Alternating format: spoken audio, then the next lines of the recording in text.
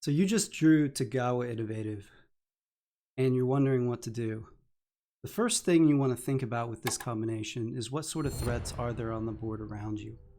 Because the sequence I'm going to show you, I really like, and the good news is it's not encounter dependent. The bad news is it can be vulnerable to a fast Saxony, or another fast combo like Polani or Nordic that wants to get in your territory and disrupt you early. So we're going to have to keep an eye on what else is on the board. Now the good news is you have the innovative mat, so no one else does. So the combinations that are out there that can rush you are fairly limited. Saxony probably needs to have the industrial board and to forego their sort of better sequence to really cause you trouble. So we're going to talk about how to deter them while you're going through this move sequence or build. The first thing you're going to do is produce. And what the produce is going to do is it's going to set you up for an early upgrade into an enlist. So the second move is to trade for 2 oil, and you're going to upgrade.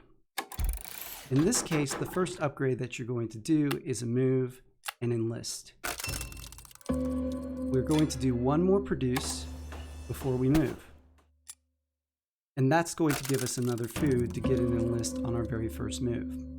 Now we're going to move, and what we're going to do is we're going to move this worker to the village, this worker to the mountain. First, I'd like to move the character up here. Now, you can decide whether to trap the tundra, but if there's a fast combination on the board, I think it's a good idea.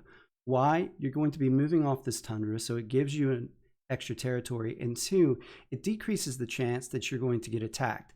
Saxony, if they wish, can occupy this mountain, and then with underpass go from mountain to mountain in 1 space, and 2 spaces invades this territory or this territory.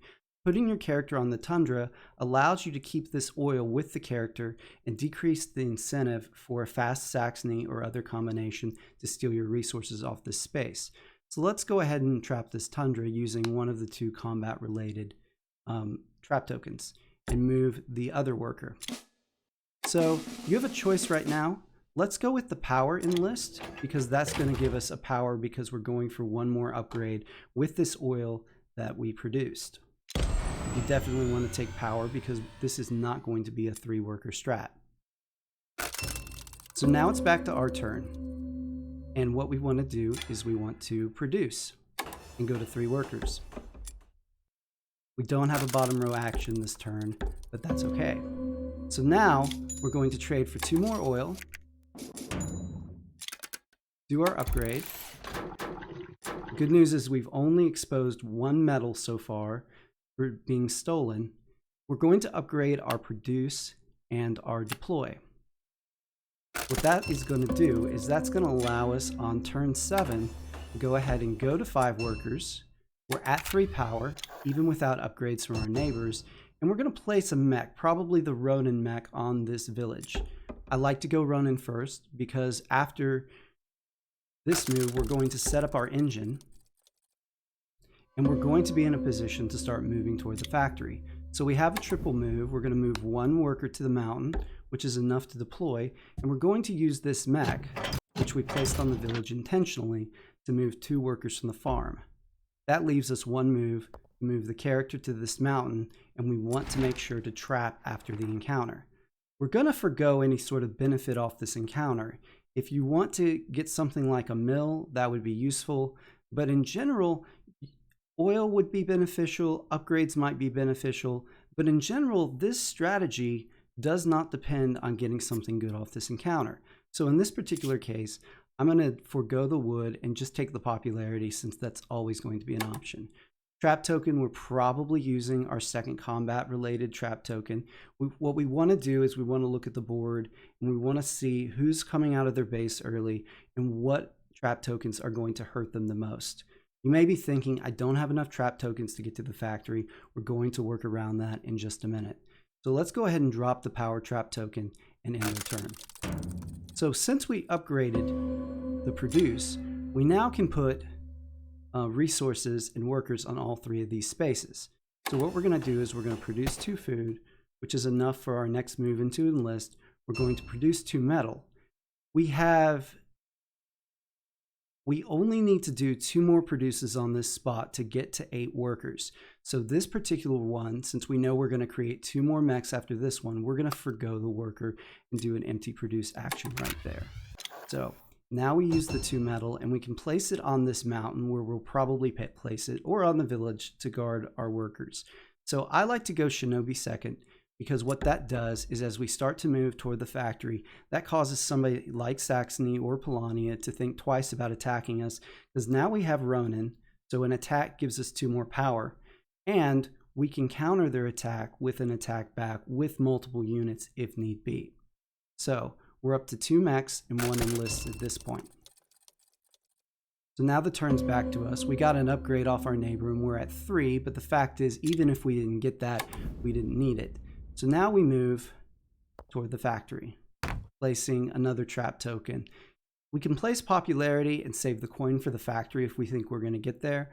Or if we're not going to get to the factory, we could go ahead and place the 4 coin trap token so that if Rusviet is coming out of the base, they get punished pretty severely for trying to exit via this village. So let's go ahead and place the popularity trap in this case. And we don't really want to move anything else at this point, even though we have the upgraded move action. So we're just going to end our move, go into the enlist, pay 2 food, and we definitely want the coin enlist. If we thought our neighbors were going to upgrade, we might have actually taken it first. But in this case, if we have bad combat cards, we might have to take the combat cards here. But let's go ahead and take the coin enlist and take 2 combat cards and end our turn. So now we have 2 mechs left to create, and we have 2 enlists to create, and that's the strength of this combination, is that the mechs and enlists come out at the same rate. So now let's produce on all 3 spaces and get ourselves to 6 workers. We saved a popularity by foregoing production on this space last turn, pay our 2 metal, and now we have the decision to make about the 3rd mech. I like Suton for one reason here, and that is I'm 3 trap tokens and I'd like to trap the factory, so if I get Suton, I can move to this space right here, this lake, and not lay a trap token. Suton allows me to go to the lake, allows me to protect myself from Saxony or some other aggressive faction that does not have the ability to go on lakes, and what it allows me to do is save this trap token of 4 coin probably for the factory. I can play 2 combat cards on the lake, so I'm fairly protected. If I need to threaten somebody like Russ, perhaps they've put their character on this tundra unguarded and they're at very low power and I think I can pick up a combat, great, maybe I go Toka. But let's go Suton for now. And let's just put it on this village to help with our spread later. So now we're going to end our turn again. We mentioned we were going to move. Again, we only need to move 1 unit and we're going to move to this lake. Let's go ahead and forgo placing a trap token and get enlist number 3. We're at 4 popularity and we're just going to use 1. We haven't taken the popularity bonus, so we'll be at 5 pop. If our neighbors are building, we could go ahead and take the popularity enlist this time, but I'm going to take the combat card enlist, and if I'm stalling the game, I take the 2 coin, unless my neighbors are building and I think that I'm going to get into tier 2 by taking this, then that's the better stall option. So we take the 2 popularity. We have 1 more produce, 1 more mech to create, and 1 more enlist.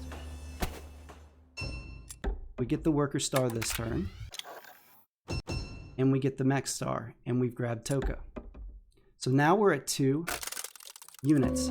We have Foundations of the Empire in this particular game, so we're going to work on getting that. So we might use this move to move a worker down to here to get to 6 units, but in general, we can now use this move to spread out. Maybe to Crimea's base if they're not in the game, maybe to this wood spot, to these lakes. This is a spread move and our last enlist. So we're going to move through the factory. Let's go ahead and place this trap token. And in this case, let's pretend we don't have Foundations of the Empire. Leave 2 workers here, move over into Crimea's base, and get a little bit more spread. So if we don't have a doable objective in this game, we want to find a card that's going to help us to get to 6 stars, or a popularity card that's going to stall the game.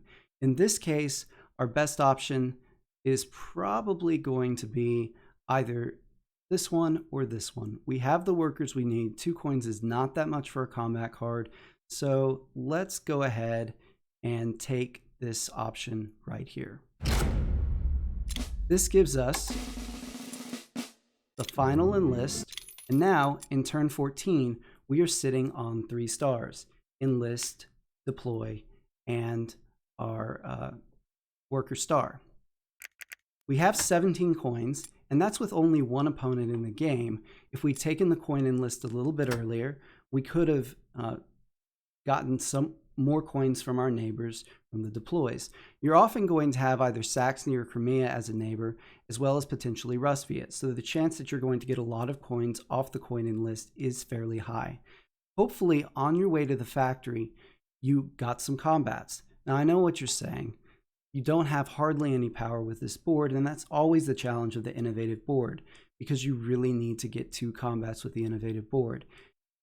That means taking advantage of Ronin, being strategic about when you attack. Hopefully, perhaps you even get attacked and get to counterattack on your way to the factory.